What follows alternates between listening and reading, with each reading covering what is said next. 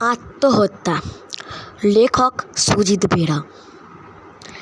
রাহুল খুব মেধাবী ছাত্র।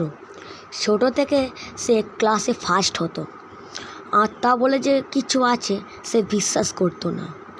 রাহুলের বয়স এখন 27 বছর। সে লোকো পাইলটের চাকরি পেয়েছে।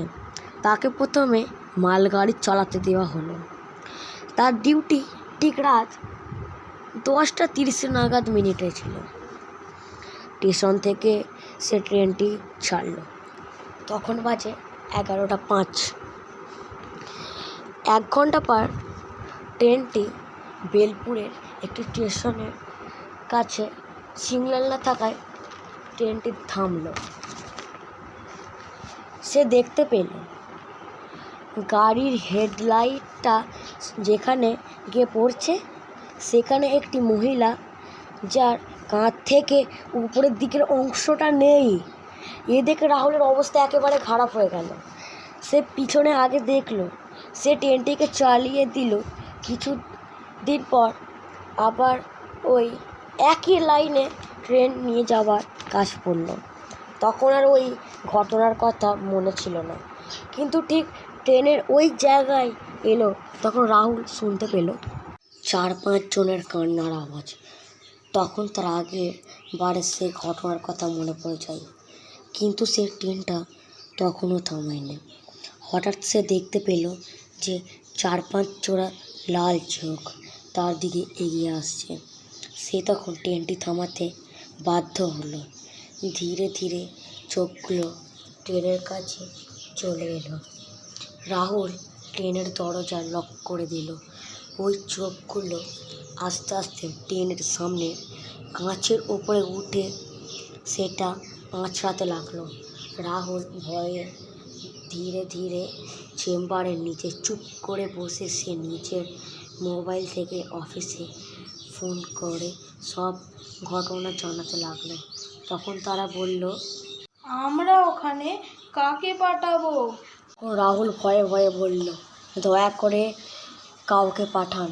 তারা বলল, ঠিক আছে, দেখছি কি করা যায়। বলে রাহুল ফোনটা কাটলো। রাহুল ভাবলো, এটার একটা ভিডিও করে রাখি। যদি আমার কিছু হয়ে যায় তবে সবাই জানবে যে আমার সঙ্গে কী হয়েছিল। এই বলে সে নিজের ফোনটা চালু করে এবং উপরে রেখে দিল। আর অন্যদিকে ট্রেনের পিছনে থাকা গার্ড অফিসে ফোন করে জানাই যে অফিসের লোক বলল, আমি যে তোমাকেই ফোন করতে যাচ্ছিলাম। গার্ড বলল, কোনো কিছু হয়েছে নাকি? হ্যাঁ, তাড়াতাড়ি রাহুলের কেবিনের দিকে যাও, ওর সাথে কি অদ্ভুত ঘটনা ঘটছে।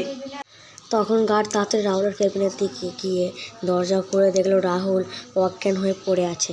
তখন গার্ড কোনোক্রমে রাহুলের জ্ঞান ফেরালো এবং রাহুল গার্ডকে সব কথা খুলে বলল। এই শুনে গার্ড বলল, এই সব তুমি কি বলছো? রাহুল বললে, না না, আমি সত্যি বলছি। এই দেখো, আমার ফোনে সব ভিডিও করা আছে। গার্ড বলল, কই? এই তো শুধু অন্ধকার। রাহুল দেখে বলল, এ বাবা, ছবিগুলো কোথায় গেল?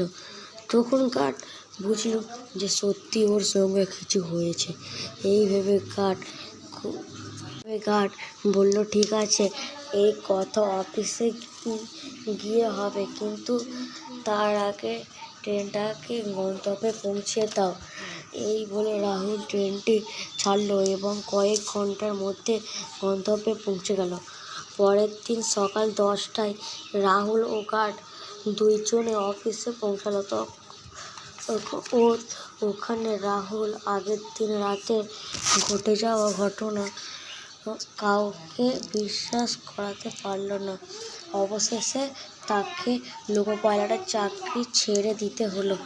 এখানে রাহুল রাতের চমকে ঘুম থেকে উঠে পড়ে এবং সেই জ্বলন্ত চোখগুলো মনে পড়ে ভীষণ ভয় পায়।